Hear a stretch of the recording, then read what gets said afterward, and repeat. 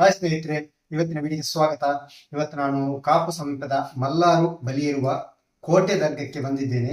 ನಿಮಗೆ ಕೂಡ ವಿಡಿಯೋ ತೋರಿಸ್ತೇನೆ. ಇದಕ್ಕಿಂತ ಮುಂಚೆ ಕೂಡ ನಾನು ಕೋಟೆ ದರ್ಗದ ವಿಡಿಯೋಸ್ ಮಾಡಿದ್ದೆ.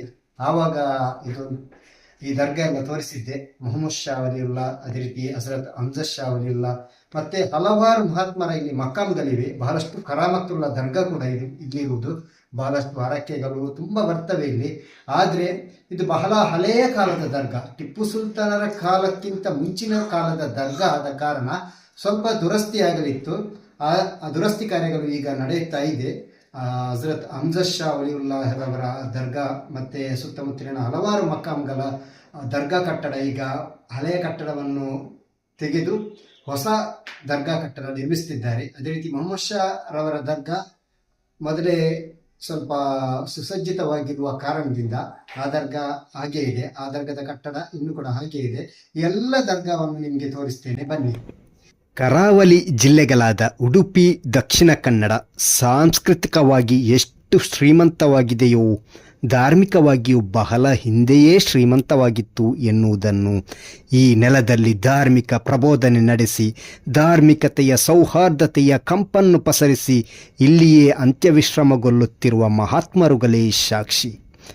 ಉಡುಪಿ ಜಿಲ್ಲೆಯ ಕಾಪು ತಾಲೂಕಿನ ಮಲ್ಲಾರುವಿನಲ್ಲಿರುವ ಕೋಟೆ ದರ್ಗಾ ಎಂದೇ ಪ್ರಸಿದ್ಧವಾಗಿರುವ ಹಲವಾರು ಮಹಾತ್ಮರು ಅಂತ್ಯವಿಶ್ರಮಗೊಳ್ಳುತ್ತಿರುವ ಸ್ಥಳವಾಗಿದೆ ನಾನಿವತ್ತು ಹೋಗುವ ಸ್ಥಳ. ಹಜರತ್ ಮುಹಮ್ಮದ್ ಶಾ ವಲಿಯುಲ್ಲಾಹ್ ರಲಿಯಲ್ಲಾಹು ಅನ್ಹು ಹಾಗೂ ಹಜರತ್ ಅಮ್ಜದ್ ಶಾ ವಲಿಯುಲ್ಲಾಹ್ ರಲಿಯಲ್ಲಾಹು ಅನ್ಹು ರವರ ಮಕಾಮ್ ಇಲ್ಲಿರುವ ಪ್ರಮುಖ ದರ್ಗಾಗಳಾಗಿವೆ. ಅದೇ ರೀತಿ ಇಲ್ಲಿ ಬಹಳಷ್ಟು ಮಹಾತ್ಮರ ಮಕ್ಬರಗಳಿವೆ. ಪ್ರಮುಖವಾಗಿ 7 ಮಹಾತ್ಮರ ದರ್ಗಾ ಇಲ್ಲಿದೆ. ಬಹಳ ಪುರಾತನ ಕಾಲದ ದರ್ಗಾವಾಗಿದೆ ಇದು. ಇಲ್ಲಿ ಅಸಂಖ್ಯಾತ ಕರಾಮತ್ಗಳು ಪ್ರಕಟವಾಗುತ್ತಲೂ ಇದೆ. ಹಜರತ್ ಮೊಹಮ್ಮದ್ ಶಾ ರವರ ದರ್ಗಾ ಕಟ್ಟಡ ಹಲವಾರು ವರ್ಷಗಳ ಹಿಂದೆಯೇ ದುರಸ್ತಿಯಾಗಿ ನೂತನವಾಗಿ ನಿರ್ಮಾಣವಾಗಿದ್ದರೂ ಅಮ್ಜದ್ ಶಾ ವಲಿಯವರ ದರ್ಗಾ ಅದೇ ಹಳೆಯದಾಗಿತ್ತು. ಆದರೆ ಕಳೆದ 1 ವರ್ಷದಿಂದ ಈ ದರ್ಗಾದ ನೂತನ ಕಟ್ಟಡ ನಿರ್ಮಾಣವಾಗುತ್ತಿದ್ದು ವಿಶಾಲವಾಗಿ ನಿರ್ಮಿಸಲಾಗುತ್ತಿದೆ.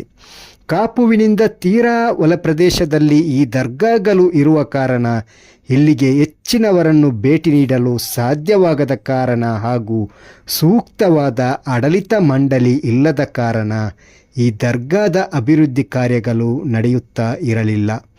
ಆದರೆ ಬದಲಾದ ಪರಿಸ್ಥಿತಿಯಲ್ಲಿ ಉತ್ತಮವಾಗಿ ಕಾರ್ಯನಿರ್ವಹಿಸುವ ತಂಡವೊಂದು ಈ ದರ್ಗಾದ ಮೇಲ್ವಿಚಾರಣೆಯ ಹೊಣೆಯನ್ನು ಹೊತ್ತು ಹಜರತ್ ಅಮ್ಜದ್ ಶಾ ವಲಿಯವರ ದರ್ಗಾ ದುರಸ್ತಿ ಕಾರ್ಯ ಪ್ರಾರಂಭಿಸಿಯೇ ಬಿಟ್ಟಿತು.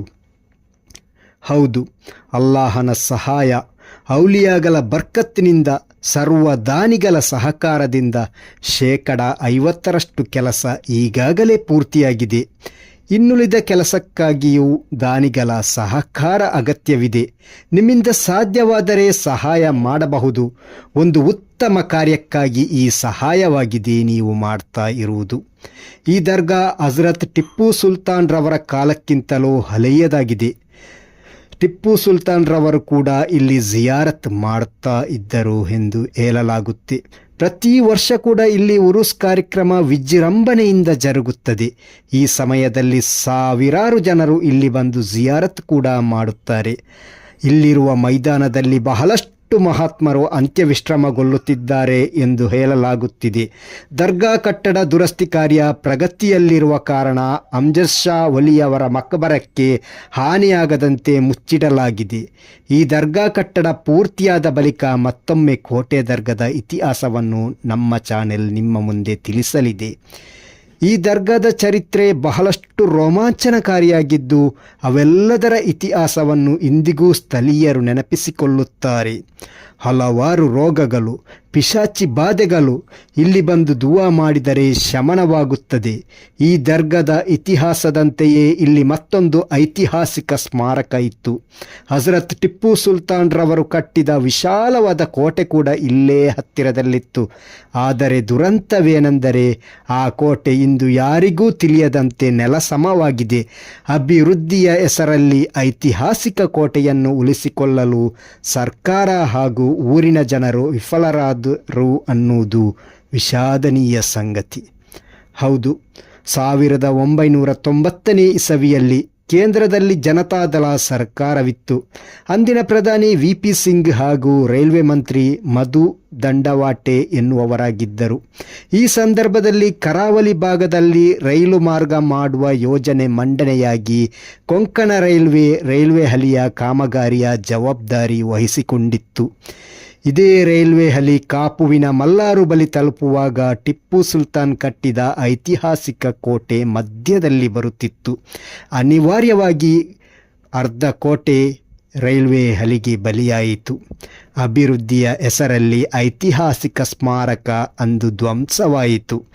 ಆ ಒಂದು ಕೋಟೆಯ ಮೂಲಕ ಇಡೀ ಊರು ಇಂದಿಗೂ ಕೋಟೆ ರೋಡ್ ಹಾಗೂ ಇಲ್ಲಿರುವ ಮಕಾಂ ಕೋಟೆ ದರ್ಗಾ ಎಂದೇ ಗುರುತಿಸುತ್ತಿದೆ.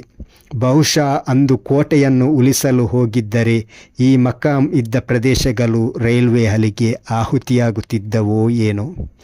ಒಂದು ಮೂಲಗಳ ಪ್ರಕಾರ ಕೋಟೆಯಿಂದ ಕಾಪು ಸಮುದ್ರ ಕಿನಾರೆ ತನಕ ಸುರಂಗ ಮಾರ್ಗವಿತ್ತು. ಕಾಲಕ್ರಮೇಣ ಇವೆಲ್ಲವನ್ನು ಗುರುತಿಸದ ಜನ ಸುರಂಗವನ್ನು ಅಲ್ಲಲ್ಲಿ ಸಮತಟ್ಟು ಮಾಡಿ ಮನೆಗಳನ್ನು ಕಟ್ಟಿಕೊಂಡರು.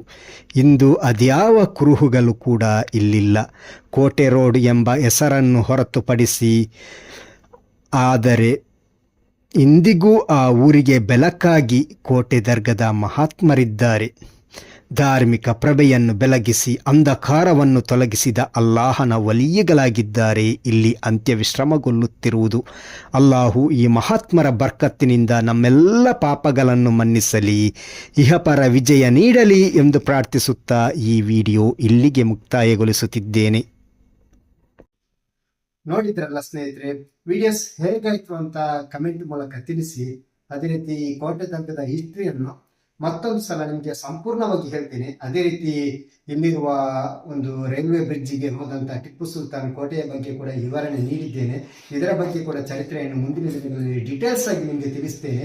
ದಯವಿಟ್ಟು ಹೊಸದಾಗಿ ಯಾರು ಸಬ್ಸ್ಕ್ರೈಬ್ ಮಾಡದೆ ನೋಡ್ತಾ ಇದ್ದಾರೆ ಅವರು ಸಬ್ಸ್ಕ್ರೈಬ್ ಮಾಡಿ, ಶೇರ್ ಮಾಡಿ, ಕಮೆಂಟ್ ಮಾಡಿ ಅಂತ ಹೇಳುತ್ತಾ ಈ ವಿಡಿಯೋ ಇಲ್ಲಿಗೆ ಮುಕ್ತಾಯಗೊಳಿಸ್ತೇನೆ. ಮುಂದಿನ ವಿಡಿಯೋದಲ್ಲಿ ಮತ್ತೊಮ್ಮೆ ಸಿಗ್ತೇನೆ. ಅಲ್ಲಿ ತನಕ ಎಲ್ರಿಗೂ ಥ್ಯಾಂಕ್ ಯು, ಬಾಯ್ ಬಾಯ್.